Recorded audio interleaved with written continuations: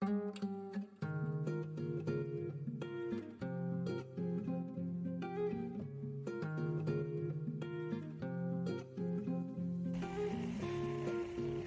sejahtera untuk semua. Nama saya Roni Anggoro. Saya salah seorang pengajar di program studi arsitektur UK Petra. Saya juga alumni UK Petra Arsitektur dan saya sudah mengajar sekitar 18 tahun.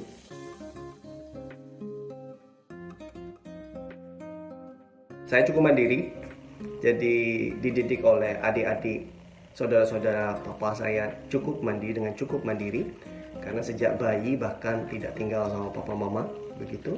Jadi SMP saya sudah pindah dari SD swasta ke SMP negeri dengan budaya yang baru gitu ya. Kemudian SMA saya pindah ke Pulau Jawa, ke Malang di Huaing. Kemudian kuliah S1 saya memutuskan untuk mengambil arsitektur di UK Petra Surabaya.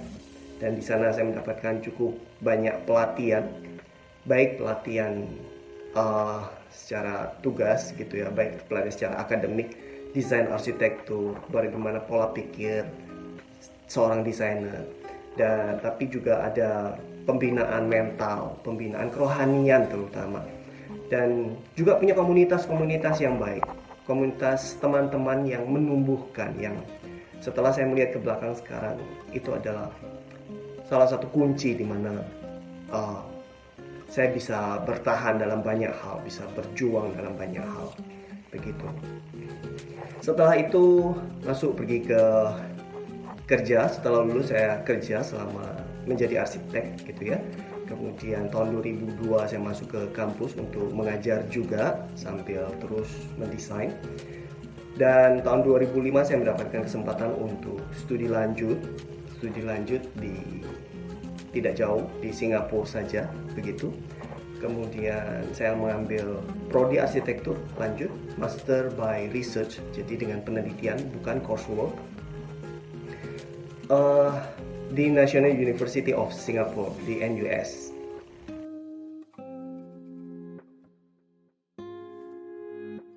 Di sana banyak struggle, budaya baru, orang-orang baru, bahasa juga sehari-hari bahasa Inggris gitu ya.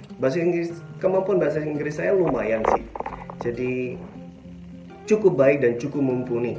Untuk pembicaraan one on one saya oke. Tapi ternyata saya struggle di sana juga. Dan ada beberapa kejadian yang hampir tidak selesai begitu ya. Saya putus asa sekali dan beberapa kali saya memutuskan hampir quit. Tapi ada satu dorongan untuk menyelesaikan, ya, banyak berdoa, terus terang banyak sekali berdoa dan minta bantuan. Saya beruntung sekali punya komunitas yang bagus yang terus mendorong gitu ya. Kemudian dalam berdoa, baca firman Tuhan sangat diingatkan sekali, karena itu pelatihan-pelatihan yang saya dapatkan juga pada saat S1 di UK Petra, pembinaannya.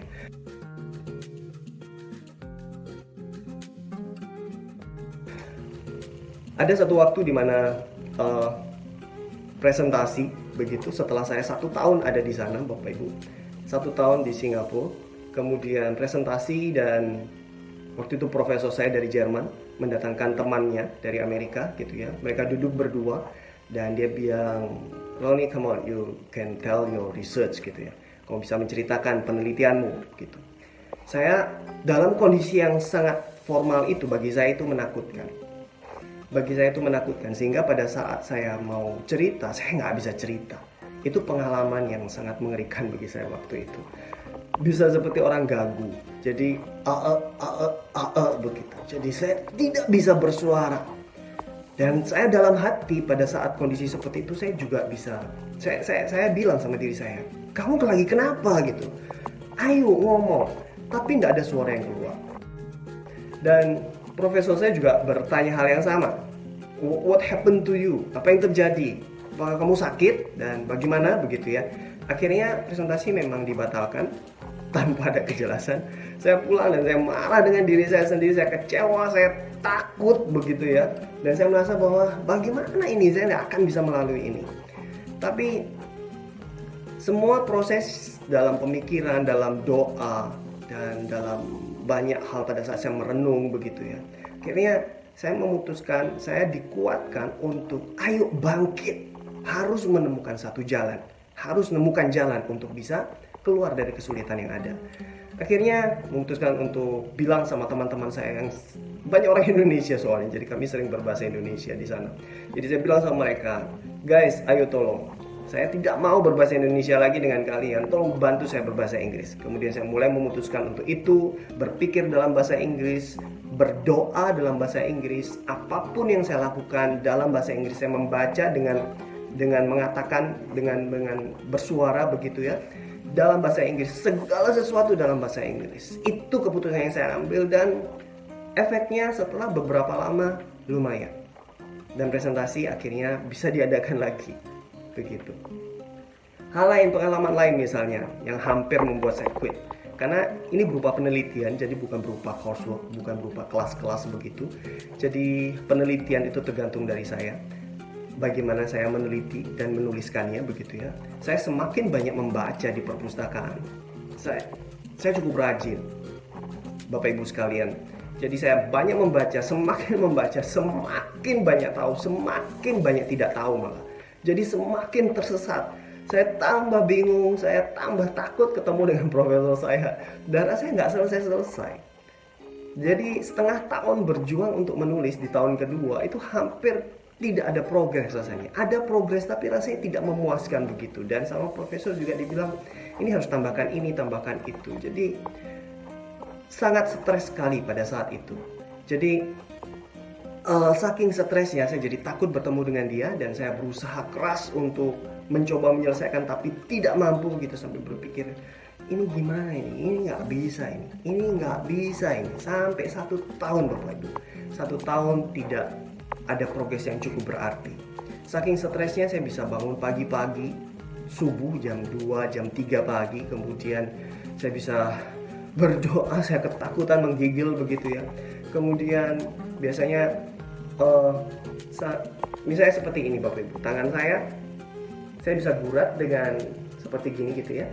Ini tidak terjadi apa-apa, saya bisa gurat dengan kuku saya. Tapi kondisi saat itu begitu stresnya, sampai tidak lama setelah saya gurat, nanti dia akan keluar semacam 3D-nya begitu. Jadi guratan-guratan, jadi balur-balur dia akan sesuai dengan apa yang saya gambarkan dengan kuku saya. Saking stresnya sampai seperti itu, dan itu bukan cuma di tangan, itu sekujur tubuh. Saya sudah berpikir, ini nggak bisa selesai. Saya quit saja. Rasanya saya baik quit. Tapi ada komunitas yang mendukung, dan saya terlatih cukup rajin berdoa. Saya terlatih cukup rajin untuk baca firman Tuhan. Saya cerita sama orang tua, tapi dengan difilter gitu supaya mereka tidak terlalu khawatir.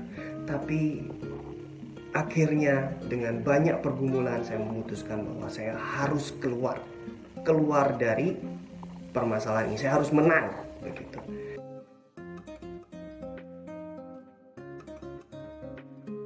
Akhirnya saya putuskan untuk mengurung diri di lab.